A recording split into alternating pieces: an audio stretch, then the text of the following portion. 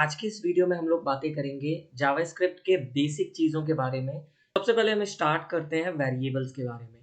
देखिए वेरिएबल जैसा कि मैंने लास्ट वीडियो में आपको एक्सप्लेन किया था कि एक ए नेम से हमने एक वेरिएबल बनाया है जिसके अंदर हमने 3 इंटीजर को एंटर करा है, मतलब 3 को डाल दिया है।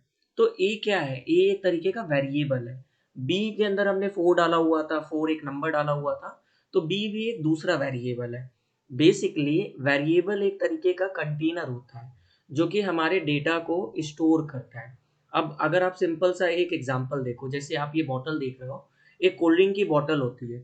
आप पेप्सी का एग्जांपल ले सकते हो, कोका कोला का एग्जांपल ले सकते हो। वो जो कोका कोला की बॉटल होती है उसको हम लोग बोल सकते हैं वो एक कंटेनर है, यानी कि वो एक वेरिएबल है। लेकिन उसके अंदर जो लिक्विड डला हुआ है, जिसको हम लोग पीते हैं, जिसको हम लोग कहीं ना कहीं यूज करते हैं, तो उसको हम लोग बोलते हैं डेटा। तो जरूरी नहीं है कि उसके अंदर जो डेटा है वो कोका कोला ही हो।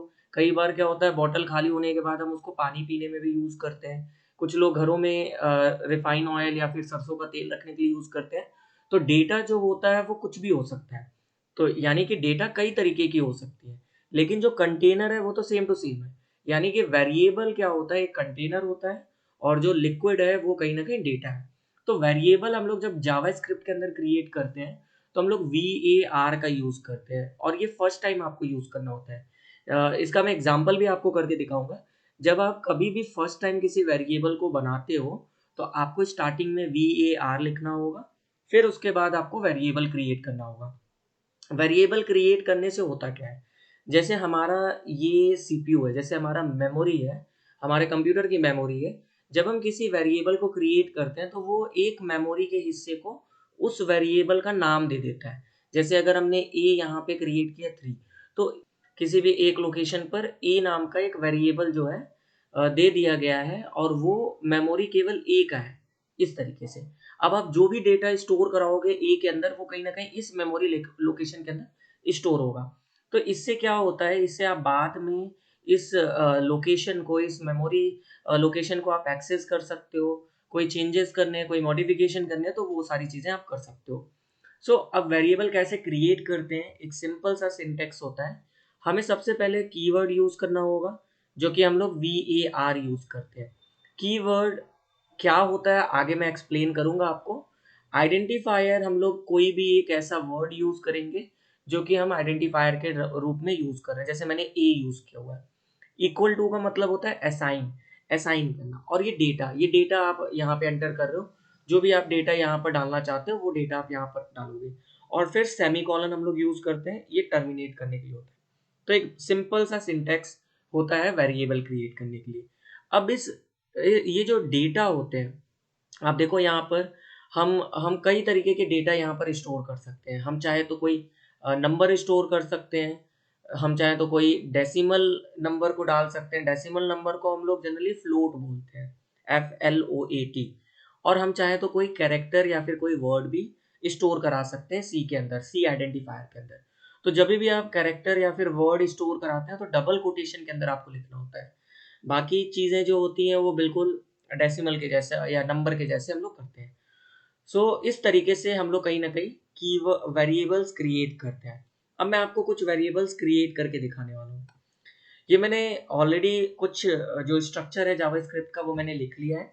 अब जैसे मुझे एक वैर क्रिएट करना है ए नाम का वेरिएबल। तो मुझे ए के अंदर इन नंबर्स डालने हैं, जैसे 3 नंबर डालने हैं। तो मैंने वैर ए इक्वल टू 3 किया हुआ है, और इसी को मैं प्रिंट करा रहा हूँ मैं विंडो डॉट अलर्ट।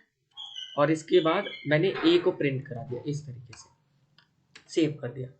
अब सेव करने के बाद मैंने ब्राउजर ओपन किया है, रिफ्रेश करूंगा तो आप देखो यहाँ पर मेरा विंडो अलर्ट के अंदर 3 प्रिंट हो रहा है, इस तरीके से। अब अगर इसको चेंज करके अगर मैंने यहाँ पे 3.1 कर दिया तो भी आप देखो ये डेसिमल नंबर को प्रिंट करेंगे, इस तरीके से। अगर मैंने यहाँ पे -3.1 लिख दिया तो ये माइनस भी प्रिंट होगा।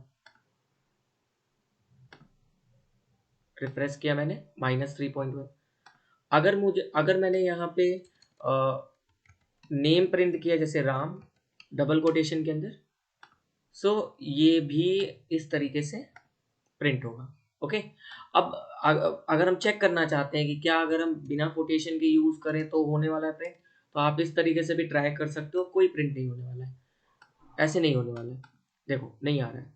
लेकिन अगर आपने कोई नंबर, जैसे फॉर एन एग्जांपल ऐसे कोई 3 नंबर है और इस 3 नंबर को आपने डबल कोटेशन के अंदर डाला हुआ है, तो ये नंबर नहीं है, ये एक तरीके का स्ट्रिंग है, क्योंकि जब भी आप कोई डबल कोटेशन के अंदर चीजें डालते हो वो एक स्ट्रिंग होता है।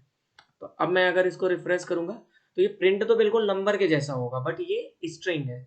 ये कैसे चेक करते हैं वो मैं आगे आपको आगे के वीडियोस में बताऊंगा। अभी आप सिंपली ये समझो ये 3 है, 3 एक नंबर है। अब मैं चाहूँ तो मैं इसमें और भी चीज़ें कर सकता हूँ, जैसे कुछ मॉडिफिकेशन करना होता है, जैसे मान लीजिए मुझे ए को वापस से यूज़ करना है। तो जैसा मैंने बताया कि हम जो मेमोरी स्पेस देते हैं ए को, उसको हम एक्सेस कर सकते हैं। एक्सेस करने का मतलब क्या है? जैसे ये मैंने एक्सेस किया हुआ है, मैंने ए को यूज़ करके प्रिंट करा रहा हूँ, मैं एक्सेस कर रहा हूँ। लेकिन अगर मुझे इसको दोबारा से मॉडिफाई करना है, जैसे मैंने यहाँ पर ए इज़ इक्वल टू 4 कर दिया। अब आप ध्यान देना है, पहली बार जब मैंने ए को क्रिएट किया तो मुझे आगे वैर लगाना है। दूसरी बार जब मैं ए को यूज़ कर रहा हूँ, जो ऑलरेडी क्रिएट हो चुका है, तो मैं दोबारा से वैर नहीं लगाने वाला हूँ। और ध्यान देना जो पहले का 3 नंबर डला हुआ था वो चेंज होकर 4 हो जाएगा। अब अगर मैं प्रिंट करूँगा तो आंसर 4 आने वाला है। ये देखो आप 4। सो आपको एक चीज़ समझ में आ गया होगा कि एक बार आपने वेरिएबल वैर यूज़ कर लिया है किसी भी आइडेंटिफायर के साथ में, तो दोबारा आपको वो यूज़ नहीं करना होता है। और एक्सेस आप एक्सेस भी कर सकते हैं और उसको मॉडिफाई भी कर सकते हैं।